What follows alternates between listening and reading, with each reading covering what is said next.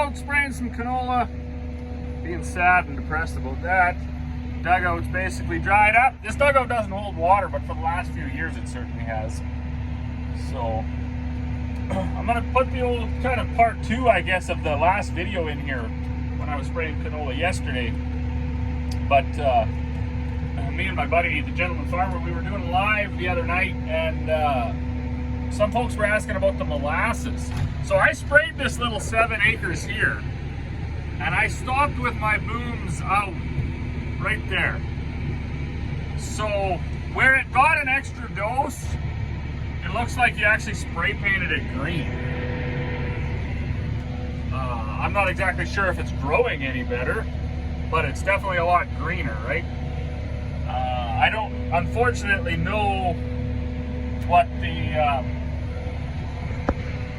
application rate would be there, but you can see as we drive over it, it's quite a bit greener. So I'm still pretty convinced that there would be a potential for this product.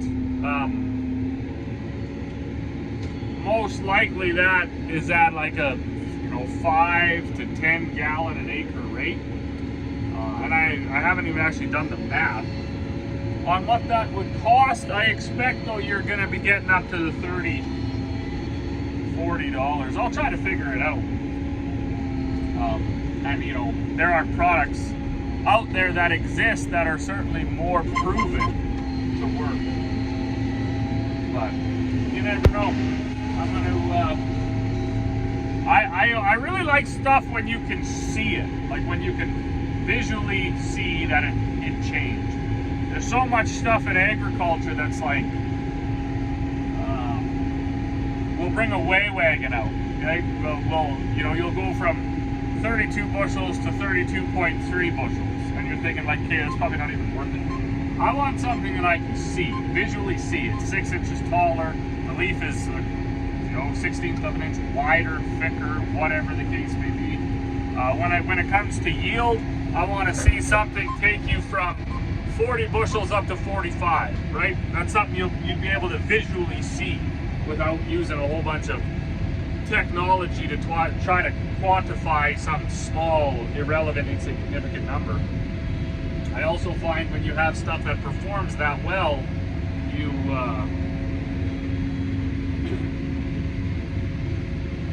it's very easy to see. You can see it in the growing season. You can see it after the growing season in the stubble. You can see it in the hopper, in the combine, this stuff. All you can visually see that it works. Anything where you start to need weigh wagons is like, I kind of lose interest in that. So as I round the corner to go home, this is our oats. Like, just sad. Like, sad. I don't even know if it's still growing at this point. Like, I mean, it's existing. It hasn't changed color to dye, but it doesn't, in my eyes, it hasn't made a whole bunch of strides in the last 10 days. They always threaten rain. It's clouding up now, but nothing really in the forecast. So I do not know what to make of this season. This is my first year of, I guess, extreme adverse conditions. So it's certainly not the first year for our farm, but I know through the 80s there was a bit of a struggle. Of course, I was only born in 88, so I don't remember any of that. I just know that there was, from talking about my dad. I do know in the 90s there was struggles. I just remember my parents doing everything they had to do, be it, dad going back to work or mom taking over and trying to. Anyway, there was nightmares in the past as well. But this is my first nightmare. I can feel it.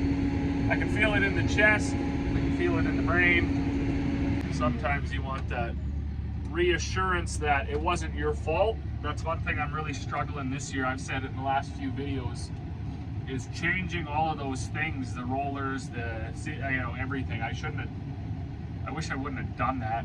But on the other hand, from all the information I've been getting from the neighbors, they're like, man, yeah, no, there's nothing you could have done. There was, you know, it's just not our year. So anyways, I need another fill of Liberty here. I'm spraying the canola up on the hill. That's all coming. I'm like crazy enough. It's all, there's some that's cabbaged out, ready to bolt, and there's some that's actually just got tiny little leaves on it. So if we do get a shower, we'll have uneven canola, but we should get a crop. And as far as the cereals, just, I mean, who knows. So anyways, here's the rest of the video from yesterday when I was out spraying the other canola. This is where you'll be able to see that, you know, all the canola is there. So seeding rate, seeding blah, blah, blah was all good for all that. It's just not our year. All right, a little bit of bonus footage here. I had to get out. I was just getting nuts in there. So you can see, pardon the wind, you can see where the green rows start again. But then there was like nothing here. There's a huge knoll, I guess. I didn't. So anyways, I thought, well, there's just no way. There's no way that it was even seeding. But of course you can see there's no weeds here either. But when you get down, look at them all. It was seeding just perfectly. Now there is still moisture there from the rain we had. So, I mean, you know, this guy's just barely sticking through. These guys are up, up, up, up, up, up. Healthy plants. I don't see any bugs. Everywhere you look. More. This was a wheel, either from the drill or whatever. It never really comes there. I don't know why. But then you look. Lots and lots and lots and lots and lots. So it is coming. I just,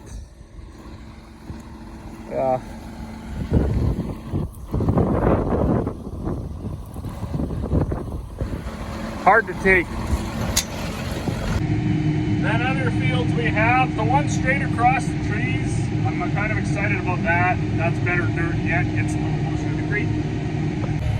The one just kitty corner on the hill there, that I'm not excited about. That doesn't look very good. There's another spot where you can start to see the rows a little bit better. And then the craziest part when we pull on here is how it grew so well on the headland here. And I just, a few folks that were picking up feed, they said the same thing today. You know, it looks good from the road. If you look just at the headland, you're thinking like, holy cow, that's a decent enough crop, you know. But you walk out into the field, 150 feet, which is how big our headland is, 3 passes with a 50-foot drill. You walk out and you're just like, yeah, it's turns into be a write-off. Well, good afternoon. It is actually 20 after 12, and we're on to some better stuff. So I was actually getting fairly discouraged last week. I sprayed my peas. They were looking all right, but they're short, and I don't know if we've got enough moisture in the ground or in the forecast to make them grow anymore. They gotta be thinking about flowering right quick. Then I jumped over after that and started spraying my canola, basically to knock some of the grass, wild oats, and then the thistle back, so there's less competition for the available moisture and nutrients that's there. That canola crop is about 6 crops in one. There's stuff that's heading out, stuff that's bolting, and there's stuff that's just popping through the ground. So that was 7 quarters of pretty depressing going, and I had enough by the weekend. I was just feeling kind of down in the dumps, and it's amazing what that takes out of you to keep throwing money at it. You know that it's got to be done. You're thinking it's the right move. You're hearing all sorts of stories up in my area that guys took their chemical back. They said, no, we're not even going to spray this year. But my dad was out here on the weekend, and Corey, she took the kids to a dance over there. Saturday night. So they were both here on the weekend. I hadn't even seen this basically since I seeded it, because I only drove by twice. So I didn't know what it was, what it looked like, and they said, "Oh boy, you better go spray that. It's getting quite a few leaves on it. It looks pretty lush, and there's some canola and some thistle and stuff coming in there." So, and I thought, well, gee whiz, I mean, is there even any point, right? That's all the way north of town, and maybe a guy should just leave it. From what I understand, lots of other folks are just saying, no way, not worth it. But I'm glad I did come over here, because this one is at least end to end. So we got some thistle patches coming. Hopefully this will knock it back. We are spraying Tundra. From what I also gather, nobody likes Tundra. We sprayed it, the last time we sprayed it, we had our sprayer. We sprayed it 2.5 gallons, and it worked. I mean, it knocked the alfalfa back and all the stuff we were trying to get rid of. So, I don't know, maybe it's all right. We do have, I think, Group 2 resistant wild oats, so that's another reason why we switched the groups up pretty good.